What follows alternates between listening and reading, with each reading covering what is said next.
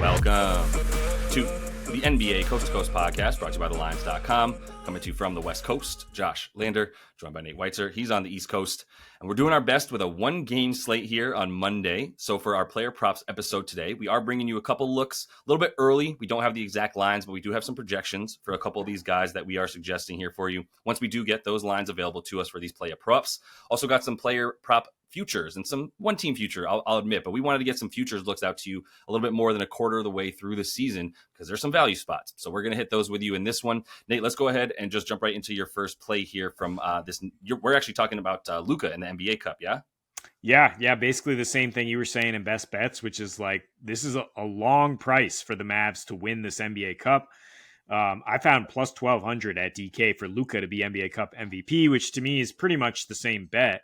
I mean, there's a slight chance, I guess, Kyrie Irving would get the Cup MVP if the Mavs are able to win this thing. But like, I think they'd have to win it on Luka's back. And we both feel the same way that like if they can get past OKC, we like their chances more than any other team in this thing. I mean, they're going to be plus 5 at the opening line here. Definitely a tough matchup in OKC. I know you said they'd have to play him either way. It probably, that maybe they would have got him on a neutral floor if they had gotten them in the semis. But we know Luka Doncic. He actually might play better on somebody's in somebody else's environment, right? In terms of the crowd egging him on, whatever. And he was ice cold. They still beat him in the playoffs last year. He's now like the hottest player on the planet since he's come back from a week off, like 4 straight, basically like 30-point triple doubles without breaking a sweat. The Mavs were rolling without him. They beat OKC without him. They are 3-0 this season when they've gotten that extra rest, and they have 2 days off before this one here, covering by 10 points a game in those 3 games. So if they're able to get past OKC, I just kind of like it as a spot where they have more to prove right now. They're the underdogs. I like taking the Mavs as dogs. We talk about the stars out, bets up thing all the time, and they get such good effort from their role players in those spots. I think you get an absolute honest effort from them trying to prove that they're the Western Conference champions as they are, and use this as a setting to do so. I really like their chances after that against either Houston or Golden State. I mean, the Dubs got them on clay night to open this NBA Cup thing, so that's a revenge spot then for the Mavs. I know your Dubs are treading backwards too. Steph maybe not that healthy at this moment, and Houston, as feisty as they are, like Dillon Brooks again has been kind of the guy to egg Luka on and make him play better. So I wouldn't be that scared of that as a semifinals matchup, and then anyone out of the East, like I'll still favor Dallas. So I like it as a spot in time. And I mean, it might even put a little bit on Luka regular season MVP, although Jokic just dropped to minus money, I think, because he had another 48-point game. So right now, you're getting 10-1 odds for Luka to be the MVP if something happens to Jokic, or if the Mavs just wind up, winning the West on his back, if he continues this torrid stretch. Like, it's not out of the realm of possibility. Yeah, for sure. Everything for Luka, makes sense right now for the future stuff. I'll talk about the Dubs a little bit in a minute too, because I agree. Like, I'm not necessarily worried about them right now if I'm Dallas, but I think they're in actually pretty good position for the season. I'll talk about that in my second bet here. But for the first one, I just want to get to a player prop that is not up, but I mean, I'm ready to hit whatever they give us here, and we'll probably be able to find some alt stuff. But it's a same game parlay with Jalen Brunson, and I'm targeting his points over and his assists under. I mean, simply put, like Toronto's defense is very good in terms of limiting the spot up stuff. It's a lot better, I'll say. The pick and roll ball handler will have probably some Davion Mitchell, but with Scotty Barnes back, we've had Davion back on the bench. So that would be the probably one of the better matchups for Toronto against Jalen Brunson. Maybe you see a few more of those minutes. I'm not scared of it. Either way, like I said, they're not like really doubling the ball. They're giving up the 5th most points per game to the point guard and giving up the fewest assists per game to that position. So they're not good limiting the pick and roll ball handler. They're better against the catch and shoot. They're not good versus the pull up, right? So anything that's in ISO or one-on-one stuff, I like a lot. And Cat is questionable. So if Cat is in or out, like it's impactful, but I think we can still make a nice negative correlated parlay with Jalen Brunson to get the 25 plus points and to go over some iteration of like under 8 assists, right? And maybe need to take an alt line at like and bump up the assists to go under 7.5.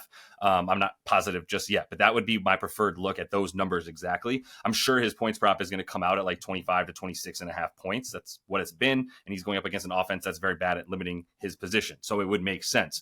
But the thing is, if Cat's out, this is a beautiful, beautiful bet. If you look at him without Cat on the season, you can, and I'm talking about their stuff on the floor, on and off.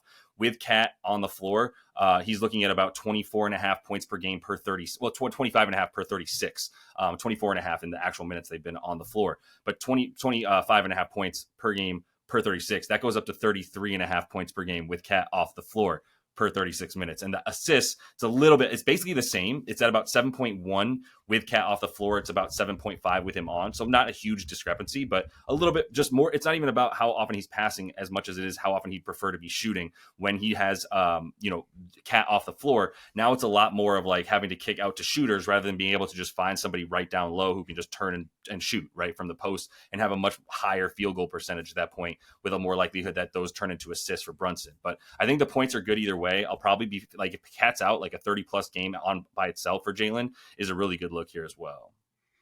Yeah, I totally see where your head's at there. Makes sense. I mean, it's the Brunson of last year if there's no Cat, right? I mean, he's got no Right. true running mate in terms of creating their own shot or pick and roll partner. So he's just got to, do the heavy lifting there scoring wise. Going to be much fewer assists to go around. I would also look at Josh Hart points and rebounds if Cat's out, in terms of a guy who's just going to be going up and down with the team that plays at a 102 pace. And he's gone exactly 23 rebounds in the two without Cat thus far, points and rebounds, that is. And I would expect his line to be 19.5 at the most here as we record on Sunday night. We don't have the line yet for Josh Hart. But yeah, he's a guy who fills up the whole stat sheet. And I think I would take the points and boards there. If I'm taking an SGP for the Raptors, I think a nice conservative one is Scotty Barnes to keep distributing 6+ assists and Grady Dick to keep shooting, hit 2 threes, which he has done consistently in every sort of split here. I mean, more closer to 3 threes a game on the season here when Emmanuel Quickley has not been in there, which is all but 3 games on the season for the Raptors. But since he's come back, he's taken 23 in 2 games here. And it's been the new look offense for the Raptors with Point Scotty, where he is absolutely facilitating everything and is getting Grady Dick more open looks. So, I mean, Scotty, since he's gotten back up to speed, 17.5 potential assists per game, 9.5 actual assists. Very good. These last 2, his usage rate down to 22%. And he has 21.5 potential assists per game with Grady Dick back there in the lineup. So he has 6+ assists in 11 straight. One of the few games below this was the one game he played with Emmanuel Quickley this season. Now his point guard by name is Davion Mitchell, who is next on the team in potential assists right now. Right. But he's basically a one-way player just playing defense. Like he's not facilitating. Everything is going through Scotty. The Knicks are allowing spot up threes. So like this is beautiful in terms of what Dick is going to be able to fire. They're allowing 3.7 made threes to shooting guards on the season. They're actually dead last in opponents' 3-point percentage when they're on the road. And they give up the 4th most 3-point attempts in that situation. So I just don't think that they're going to be, they're not going to have the greatest defensive effort here. I mean, I'm not rushing in to take the Raptors, but I think there'll be enough openings here for Grady Dick to knock down a couple threes, maybe even take this at over 2.5 threes at his core line, and expect Scotty to keep diming up.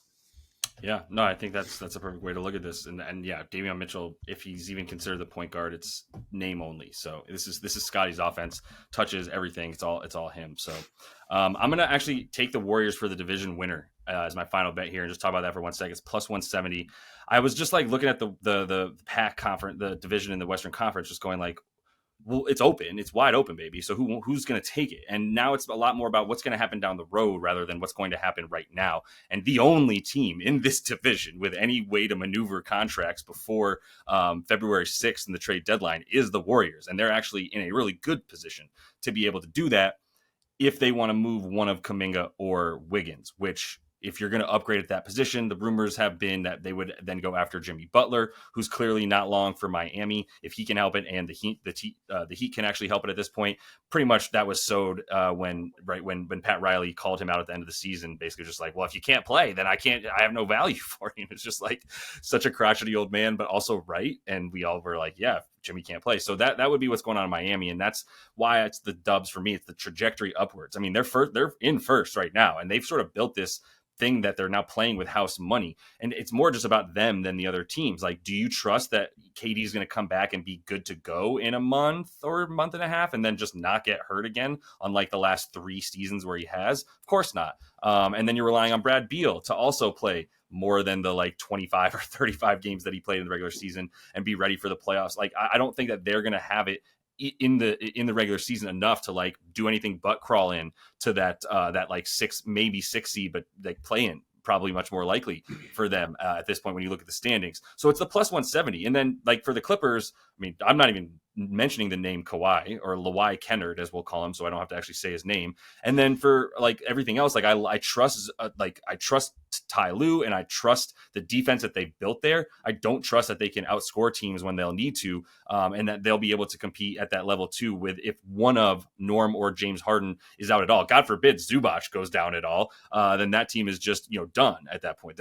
It's relying on all 3 of those dudes being that good, in addition to the defense for Derrick Jones Jr., who left early tonight against the Rockets already as well. So it's just like everything else is just too much like a house of cards. And I do think, as crazy as it sounds, the depth for the Dubs, they've always got Curry. They're actually keeping him like a little bit more rested, I should say, in this part of the season. So yeah, I like the depth that they have, in addition to the fact that they have a card up their sleeve, and they're currently in first. So I'll take them for nearly 2-1 to take the division. Yeah, and they do have the easiest strength of schedule remaining in the division and the 8th easiest in the NBA per teamrankings.com. Again, that's accounting for all sorts of things that comes into like a power rating, not just like by record, which you see other places. Right. And yeah, I looked at this too because I'm like, the Suns, I guess somebody has to be favored in this thing. I mean, it's a pretty even division, but like the Suns, I'm not trusting them at all if Kevin Durant is not out there for every single game. And they have a massive problem in the middle, literally, with Yusuf Nurkic. So I mean, and the Clippers, how long are people going to continue to like shoot this poorly against the Clippers? Like, they play great defense, but you can't just count on everybody having an off night every time they play you. We are covered the Lakers, and the Kings are floundering. So yeah, I mean, it's last team standing here for me, and I think the Warriors, they have great front office as always. Yeah, maybe they make that key move to get over the top. Yeah, that's really it. It's the trajectory and the ceiling is a bit higher for them than the rest of these teams. So that's all the time we have for you, though, until we see you next, which is going to be on Monday. We definitely want to subscribe to that page so you don't miss out. We'll be back with that stuff for the Tuesday NBA Cup quarterfinals. Until we see you then, happy betting.